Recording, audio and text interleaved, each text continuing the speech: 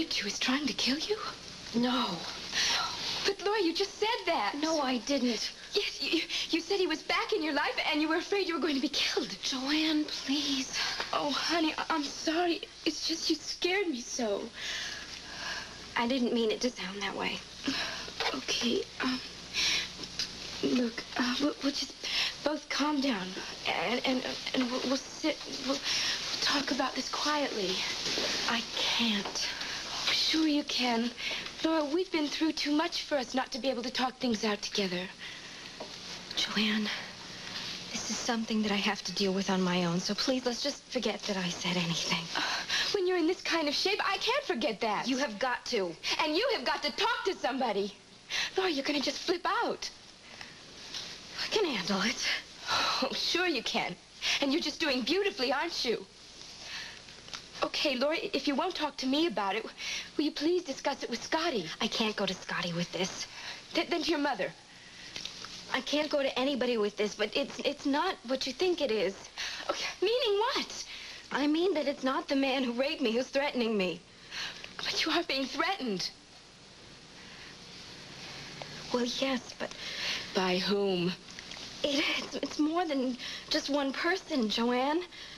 More than one person is threatening you about the rape? No, it isn't about the rape. But you mentioned the rapist when you said you were afraid. Joanne, I am not going to say anymore. All right. I have said too much already, okay? Look, Laura, if you won't talk to me and you won't talk to Scotty, you've got to go to the police. Never. They would never believe me. Well, of course they would. No, they wouldn't. It's about people that are just... They're too big, Joanne. Big? Laura, do you mean important? Look, I'm not going to say any more, all right? And I don't want to hear any more questions from you. But, Laura, you're afraid. I can see it in your eyes. What is it that you fear? I'm just afraid that something might happen to me if I don't cooperate. Cooperate? I can't talk about it anymore. Now, will you please just go to school and leave me alone?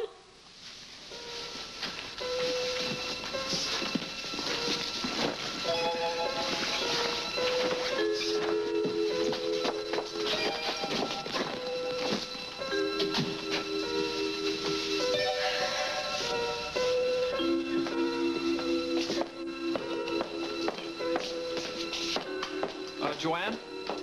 Where's Laura? She's still in the powder room. Is something wrong? Look, I don't even know if I should be saying anything to you or not, but I do know you're a good friend of Laura's. We were talking in the powder room, and all of a sudden she just fell apart. What about?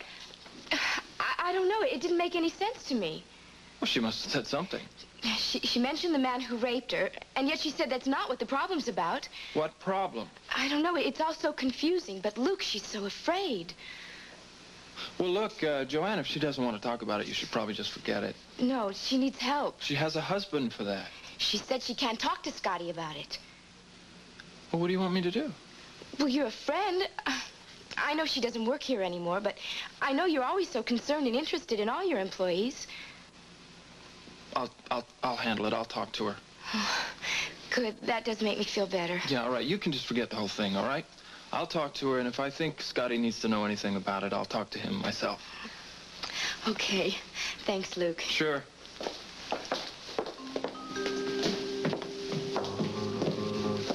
That's great, Luke.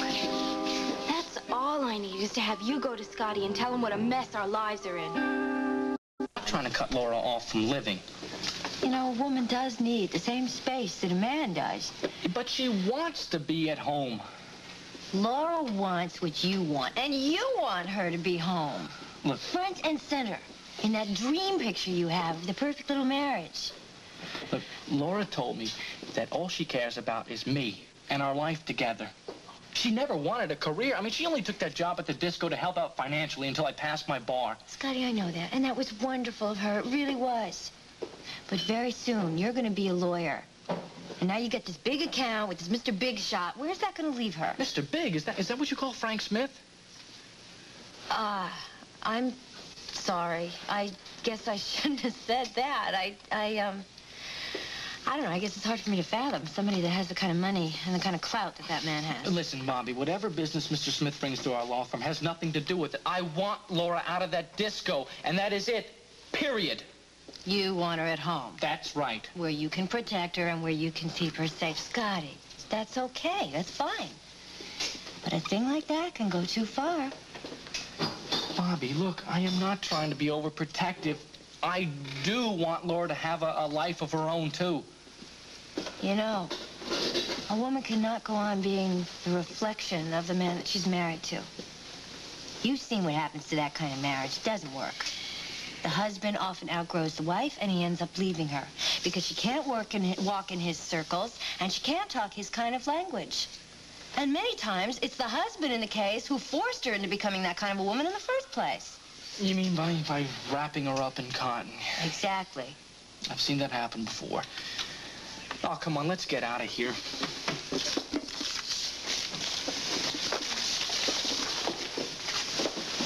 All right, I won't ask any more about it, but you've got to be careful. Whatever you said to Joanne shook her up. I didn't mean to say anything. It's just that she came on so strong with me. All right, I blurted things out, Luke. All right, we'll have to let it go. But, Laura, look, you are in enough trouble already without saying something to make it worse. Okay. What were you going to tell me about Bobby? She's having breakfast with Scotty this morning. She's not dragging him into this, is she? Laura, the order has been given. You're to come back here to work. Now, Bobby is going to try to help convince Scotty that that's the right thing for you to do. She won't be able to do that. You better hope she can. Mr. Smith wants it, and he gets what he wants, one way or another. Luke, I'm not going to say anything about what I overheard in your office. He's not convinced. But if he wants to keep an eye on me, he can do that wherever I am. He wants you here, Laura, under his thumb. You don't have to try and frighten me. I am scared enough already. Everywhere I go, I get followed. It happened to me yesterday in the park. Look, I'd stop that if I could. Luke, what am I going to do? Scotty is not going to let me come back to work at the disco. Bobby's going to try to use your relationship with Joanne. She's going to try to convince him that you should be here to be near her. Scotty won't buy that. He'll just suggest that I should spend time at home with her. Luke, it isn't going to work. I don't see any way out of this mess. Well. Hey, didn't you say everything you had to say yesterday? Do you mind if I say how delighted I am to see Mrs. Baldwin here? I hope this means that you're coming back to work here. You should enjoy it a lot more this time, because we've got big plans for Luke. He's going to open a club for us in Vegas. There's no reason why you can't be in on it. In fact, I think Mr. Smith will insist on it. Should be nice going to Vegas with your friend and boss, don't you think? A nice little paid vacation for a girl who I think is as smart as she is pretty.